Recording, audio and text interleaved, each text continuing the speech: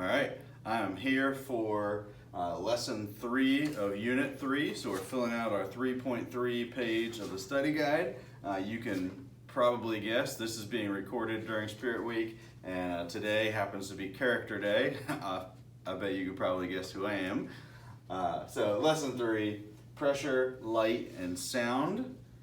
Keep in mind, again, this is probably our hardest unit, so you really want to make sure that you're taking good notes for this unit.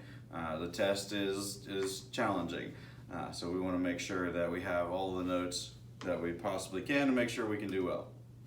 All right, so nothing that you have to write off of this page here, just kind of opening up what we're going to talk about today, the physical properties of seawater. They shape life in the ocean. These physical properties are what kind of determines what creatures can live where, what organisms can live in what parts of the ocean. So the fundamental properties such as light level, pressure, the transmission of light and sound, all these things are drastically different in the ocean than they are on land. So we're going to learn a little bit today about how these things work in the ocean.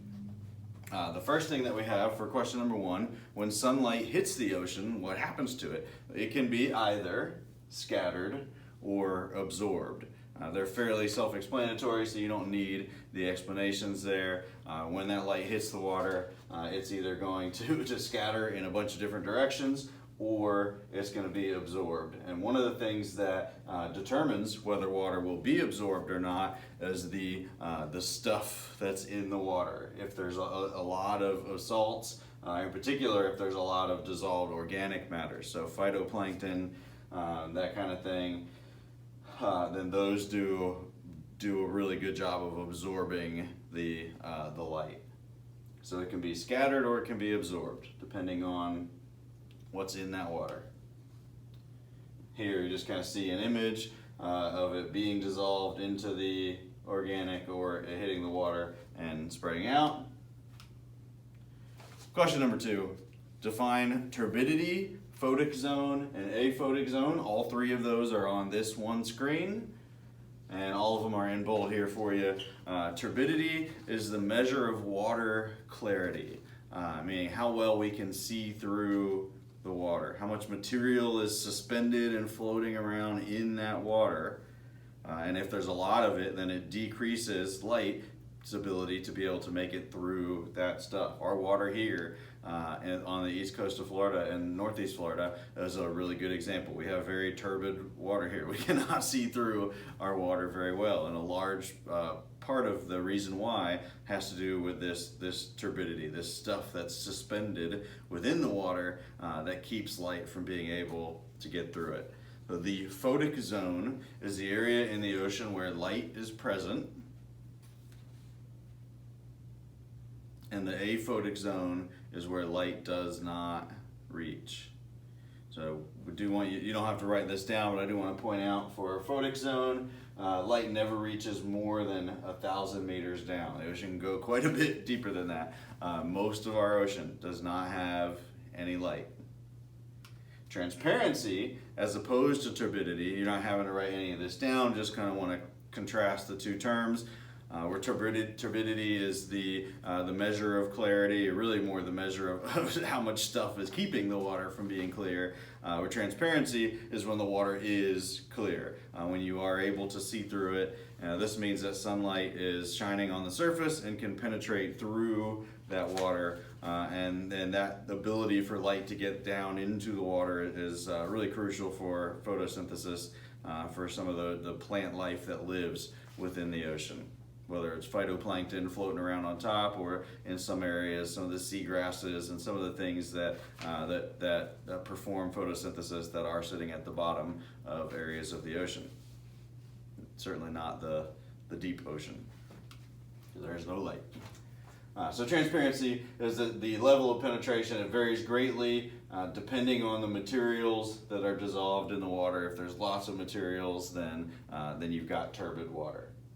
Different colors of light penetrate to different depths of the ocean. Now, this is going to take us to number 4 already then. What color is absorbed first in water, and what color penetrates the deepest? They, just like within our atmosphere as well, some of them make it kind of through our ozone better than others. It's one of the reasons why the sky looks blue, that the blue light coming from the sun hits the atmosphere and scatters across it, and it makes it appear to be a blue sky. Well, here in the ocean, we have some colors that get absorbed very quickly and other colors that can penetrate much deeper. So red is the color that is absorbed most quickly. I think it's below about 10 meters. So at 30 feet, once you get below 30 feet of water, you really won't see red anymore. It gets absorbed very quickly, and it's not there any longer. You cannot see that color below about 30 meters, or 30 feet, 10 meters.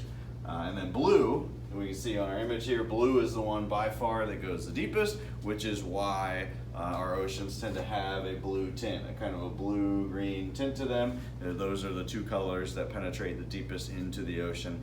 That's what our eyes tend to be able to see when we look out across a large body of water. Just another visual, just give you the same idea here. All right, we're down to number 5 now. How does sound in the ocean compare to sound in our atmosphere? And then also, how does sound compare to light? We're actually going to answer the first part of that, or the second part of that first. Give a little bit of background here first of what sound is in the first place. Sound is vibrations that travel through the air or through another medium. It does not have to be the air. Sound travels very well through water. These vibrations that are traveling through a certain medium and eventually can be heard by the ears of an organism that has the ability to hear. Not all organisms can. So if the person or another sort of animal, those vibrations reach our ear and we can piece them together as sound. The frequency is how often those sound particles vibrate per unit of time. You don't need to know all that. I don't want to get into a bunch of detail there with frequency. But I do want to point out here at the bottom, in the ocean, sound travels much further than light. So that's the part that we are jotting down. That's the second part of our answer. We're going to come back to the first part on the next slide. So sound travels further than light in the ocean. Because of that, many marine organisms will use sound rather than light in order to be able to see their ocean around them. So when we get to the first part of the question here, how does sound in the ocean compare to sound in the atmosphere?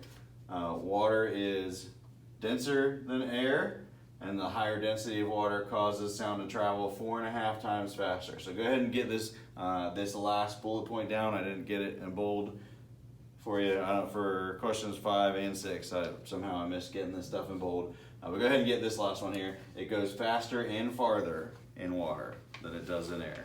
Sound goes faster and farther in water than it does in air. So again, just to reiterate, because of this, a lot of animals will use sound instead of light to be able to see the world around them. So animals like some fish and marine mammals, like whales, and some shrimp, all kinds of stuff. They use sound for communication and navigation and reproduction and predator and prey detection. Sound is a huge part of their life because sound travels so well through water, better than it does through air and better than light does. The sound can play a huge role in an animal's life.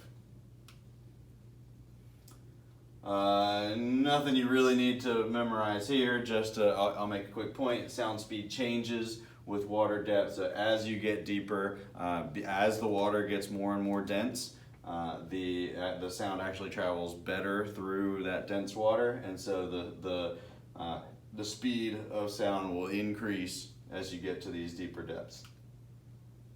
Now for pressure, again, I apologize I didn't get it in bold. On this one, we want the first one. I think on the next 2 slides, we're going to do the first bullet point here. So for pressure, a couple things that we want you to know. Pressure increases dramatically with ocean depth. So the deeper that you get, the more pressure there is that has built up. The organisms that are on land are under 1 atmosphere of pressure. The weight of the atmosphere, it sits on us when we go outside. That's 1 atmosphere of pressure. Marine organisms are under the weight of the atmosphere and the weight of the water. The weight of the water happens to be pretty significant. So go ahead and get this first bullet point too now. With each 10 meters of increased depth, it adds another full atmosphere of pressure. Just 10 meters, 30 feet. That's all it takes to add another full atmosphere of weight. So as you can imagine, those atmospheres of weight or pressure that sit on top of you build up very, very quickly. That pressure, as you get deeper and deeper, it will start to squeeze. As pressure increases, gases are compressed, and changing pressures affect marine organisms and the scientists that study them. So scientists who are going to try to go to the depths to see these creatures have to be prepared for that pressure. Have to have the right kind of equipment, or be in the right sort of submarine vehicle, or have the right sort of suit on, depending on how far you're going to go. Certainly if you keep on going and go very deep, no suit is going to do it. You need to be in a vehicle of some sort that is prepared to handle the incredible amount of pressure that builds up. And it can go the other way around sometimes too. Deep sea creatures who are fit and adapted to have all that pressure on them, if we happen to catch one and bring it up to the top, oftentimes by the time it gets to the top, the shape of that creature will be deformed as the pressure gets to be less and less. It doesn't have all that pressure anymore, and so just things happen to its body that kind of make it look a little bit strange. We pull weird things up sometimes that we've never seen before, and we realize, okay, this is actually this kind of fish. It just looks different because the pressure changed, deformed its body as we were bringing it up. So it can go both ways. And we try to go down deep, that pressure can get us, and creatures who are adapted to that pressure, as they try to come up, it can do bad things to them too. There is our lesson 3 material.